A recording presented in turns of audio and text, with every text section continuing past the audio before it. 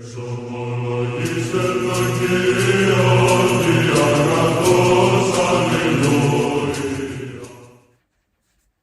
nderuar miq të dashur vëllezër dhe motra më Krishtin, ja ku jemi së bashku në takimin ton përditshëm komenti i shkrimit shenjtë. Jemi në datën 19 korik. Dhe kjo ditë bie dita e diel, është ditë kishërimi për ne të krishterë ortodoks, ditë pjesëmarrje aktive në liturgjinë hyjnore, që është liturgjia ngjallësore. Dhe në këtë ditë në liturgjinë hyjnore ne lexojmë nga letra e apostullit Pavlit drejtuar Titit, kapitulli 3, vargu 8 deri në vargun 15. Le ta lexojmë dhe ta komentojmë sipas etërve. Kjo fjalë është e sigurt dhe dua që ti të pohosh me forcë këto gjëra, që ata që kanë besuar në Perëndin të kujdesen për të kryer vepra të mira. Këto gjëra janë të mira dhe dobishme për njerëzit. Por ti shmangu nga diskutimet e marra, nga gjenealogjitë, nga grindjet dhe debatet rreth ligjit, sepse janë të padobishme dhe të kota. Shmangu nga njeriu sektar, mbasi ta kesh qortuar një herë e dy herë, duke ditur se një i tillë është i çoroditur dhe mëkaton kundër vetvetes. Kur të dëgoj Arteman dhe Titikun, bëj çmos për të ardhur tek unë në Nikopol, sepse vendosa të kaloj dimrin aty. Për cilin me kujdes për udhtim Zenën, juristin e ligjit dhe Apolonin që të mos u mungoj gjë, dhe le të mësojnë dhe tanët të kushtojnë veprave të mira për nevojat e ngutshme që të mos jenë të pafryshëm. Të gjithë ata që janë me mua të bëjnë të fala. Përshëndetje ata që na duan në besim. Hiri qoftë me ju të gjithë. Amin. Pra, kjo është pjesë e apostullit Pavlit drejtuar Titit dhe në traditën patristike, etrit e kishës e shohin këtë si një pjesë përmbledhëse e jetës së krishterë. Besimi duhet shfaqet në vepra të mira, të shpangen debatet e kota, gjenealogjitë e tjera, të ruhet uniteti i kishës dhe të jetohet me fryt, me virtut. Por le t'i lexojmë varg për varg dhe t'i komentojmë sipas etërve. Kjo fjalë është e sigurt dhe dua që ti të pohosh me forcë këto gjëra, që ata që kanë besuar në Perëndin të kujdesen për të kryer vepra të mira. Këto gjëra janë të mira dhe dobishme për njerëzit. Shënjoni Gojarti thekson se besimi nuk është vetëm një pohim me gojë, pra thjesht të tregojmë doktrinën, ai duhet të japi fruta të dukshme në jetën e përditshme. Veprat e mira nuk e blejnë shpëtimin, por tregojnë se hiri i Perëndis vepron në njeriu. Pra, e përligj besimin ton në Krishtin. Pra, veprat tregojnë besimin ton dhe besimi i jep vlerë dhe kuptim veprave tona në Krishtin. Shën Agustini i Hipos shkruan se hiri i Perëndis krijonte besimtarit dashurinë dhe dashuria prodhon domosdoshmërisht vepra të mira. Një krishter nuk pyet veten se çfarë beson, por edhe ai jeton sipas asaj që beson, sipas asaj që thot, pra a fal, a ndihmon, a është i drejtë, a shërben me porursi. Pra besimi bëhet i besueshëm kur shihet në jetën praktike. Sepse, si thot dhe apostulli Jakovi në letrën e tij, më trego veprat dhe nëpërmjet tyre unë të shoh besimin tënd. Dhe në vargun 9 lexojmë: por ti shmangu nga diskutimet e marra, nga gjenealogjitë, nga grindjet dhe debatet rreth ligjit, sepse janë të padobishme dhe të kota. Shënjoni Gojarti thotë se ka njerëz që duan më shumë të fitojnë debate se sa shpirtra. Dhe këtu flasim edhe për gjenealogji, për prejardhjen, që shumë njerëz merren, mburren dhe e shikojnë këtë si gjën më të rëndësishme. Por shënjori i shpjegon se gjenealogjitë dhe debatet ligjore ishin diskutime që ushqenin më shumë krenarinë dhe jo shenjtërinë. Dhe kjo ndodh edhe sot e kësaj dite. Edhe sot ekzistojnë debate pafund në rrjetet sociale në lidhje me gjenealogjinë, me racat e tjera, po ashtu dhe polemika teologjike pa fryt, grindje për çështje dytësore, dhe të gjitha këto nuk ndihmojnë në rritjen shpirtërore dhe në unitetin e kishës. Përkundrazi.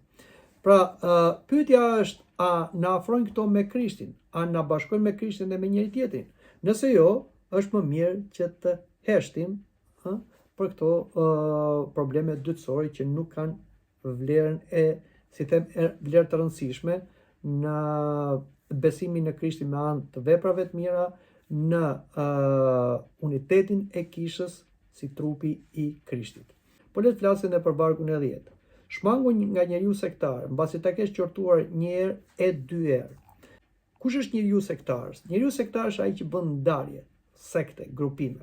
Shënjohan Gojardi shpjegon se së pari duhet mësuar, pastaj qortuar me dashuri, vetëm në fund, nëse kam ngul në përçarjen, për shkak të qëndrimit doktrinës të shtrëmbur që ai beson dhe e ushtron dhe dëshmon, pastaj duhet të shmanget. Qëndrimi nuk është dënimi, por të ruhet pjesa tjetër e kishës, ashtu siç veprohet edhe në një stan. Në qoftë se një dele është smur, atëherë bariu e ndan veç të dele për të ruajtur delet e tjera.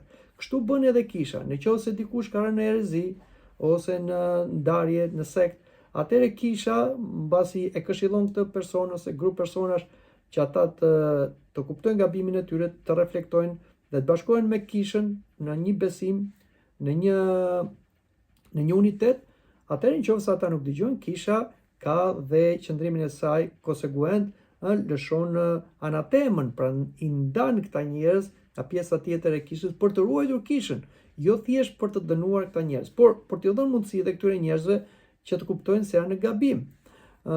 Prandaj, kur dikush para përçarje, nuk duhet ta urrejmë, sepse ai prapë është një ikonë e Perëndis, por duhet përpiqemi ta korrigjojmë me dashuri, dhe në qoftë se ai pastaj nuk korrigjohet, ne nuk duhet ta lejojmë që ai të shkatërrojë komunitetin.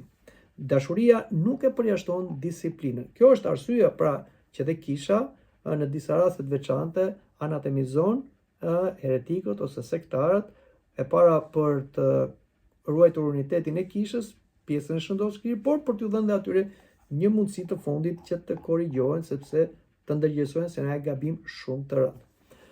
Duke ditur se një tillë është çoroditur dhe mëkaton duke dënuar vetveten.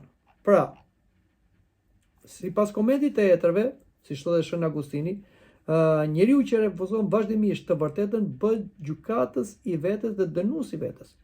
Ai nuk dënohet sepse nuk u paralajmërua, por sepse nuk pranoi pendimin dhe korrigjimin.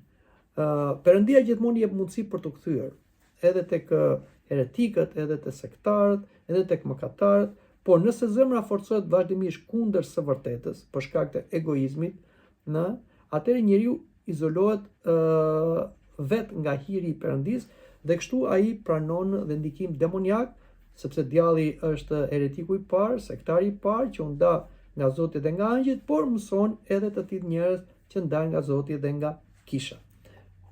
Por vazhdojmë lexojmë në vargun 12 ku na thuhet kur të dërgoi Arteman dhe Titikun, bëj çmos për të ardhur tek unë në Nikopol, sepse vendosa të kaloj dimrin aty. Etrit shohin këtë organizimin e kishës së hershme, Apostoll Pavli nuk punon vetëm, ai bashkëpunon me shumë shërbëtor që i përmend me emër.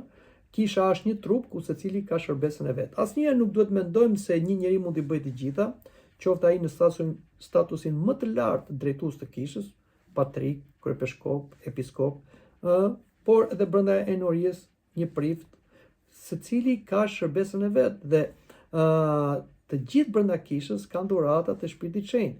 Çështja është që ai që drejton kishën si episkop është një menaxher i hirit dhe i dhuratave të Perëndis, pra që duhet ti organizojë gjithë ta njerëz me dhuratat e Shpirtit Shenjtë për të bërë punën e përbashkët të kishës.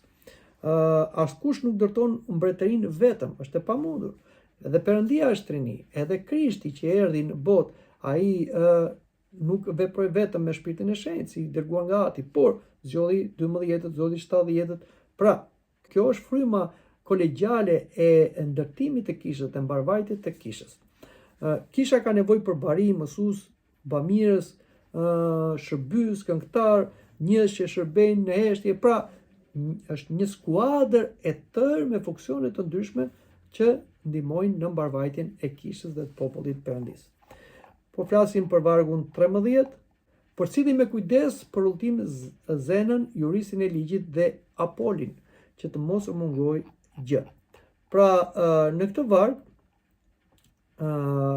tregohet nga Apostoll Pavli dhe siç komentohet nga Etrit, mikpritja që është një virtut themelor. Të ndihmojë shërbëtorët e Ungjillit konsiderohet si pjesëmarrje në misionin e tyre. Pra, kur dikush ndihmon një ungjillor ose një apostull ose një klerik në emër të Zotit, patjetër që kjo nuk bëhet thjesht tek personi, por tek misioni, dhe nga misioni shkon tek Zoti që e ka dërguar. Shën Jan Gujarti thot, nëse nuk mund të predikosh, ndihmo atë që predikon, dhe kështu ne hym në mundimin e tij. Dhe si themë, marrim të ardhura me kamat, ashtu si çohet një para në një bank dhe merr të ardhura nga paraja nëpërmjet kamatës, pavarësisht se kjo nuk është e mirë, por flasim si një rregull bankar, kështu edhe dikush që ndihmon dikë që para po ngjidhin me të ardhurat e tij, me mbështetjen e tij, patjetër dhe ai do marrë përfitim nga puna e parapjes së ungjillit, pavarësisht se nuk ka qenë drejt për drejt, por ka ndihmuar. Edhe sot ne mund të mbështesim veprën e Perëndisë, veprën ungjillore, me mikpritje ndaj njerëzve të Perëndisë, me kohë që ja kushtojmë atyre, me lutje dhe me ndihmë materiale që kjo është e nevojshme. Madje Apostoll Pavli në një vend tjetër thotë, ne ju pasurojmë shpirtërisht, çfarë është për juve që na ndihmoni materialisht. Pra kisha ka nevojë për çdo shërbes që të përmbushet vullneti hyjnor dhe të përhapet lajmi i mirë. Vazhdojmë dhe flasim dhe për vargun tjetër, vargu 14, dhe le të mësojnë dhe tanët të kushtojnë veprave të mira për nevojat e ngushme, të mos jenë të pafrytshëm. Në këtë varg, etrit e kishës komentojnë, si Shën Agustini, vëren se veprat e mira nuk janë rastësi.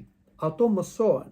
Pra, njeriu nuk lind si them as i mirë as i keq. Njeriu mësohet gjatë jetës, varet se si ai edukohet. Kështu është edhe në marrëdhënie me Zotin.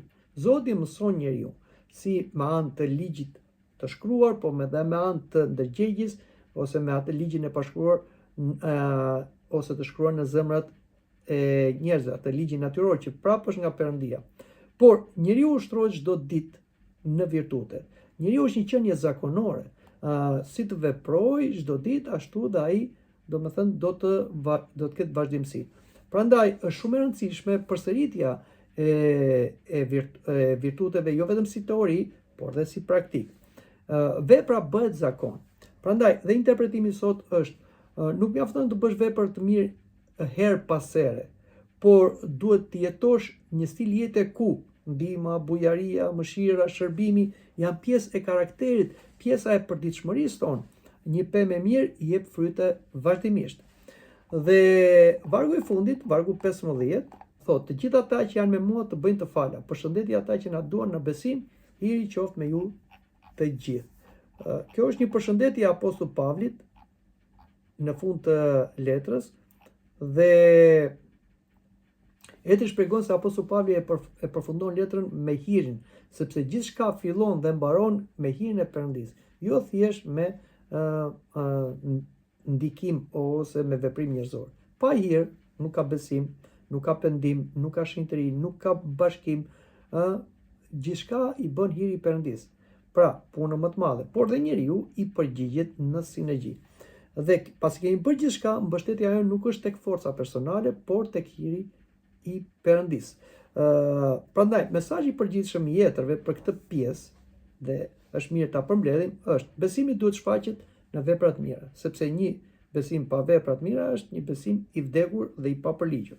Debatet që ushqejnë krenarin, gjenealogjinë duhet të shmangen, sepse ato dëmtojnë unitetin e kishës dhe krijojnë grupime. Uniteti i kishës duhet të mbrohet me dashuri dhe urtësi dhe është një çështje primare për kishën. Mikpritja dhe bashkëpunimi në shërbim janë pjesë të misionit të kishës. Jeta e krishterë duhet të jetë e frytshme, duke përgjigjur nevojave konkrete të njerëzve, sidomos dhe atyre që shërbejnë për përhapur lajmin e mirë dhe për bekim dhe shenjtërim të popullit Perëndis.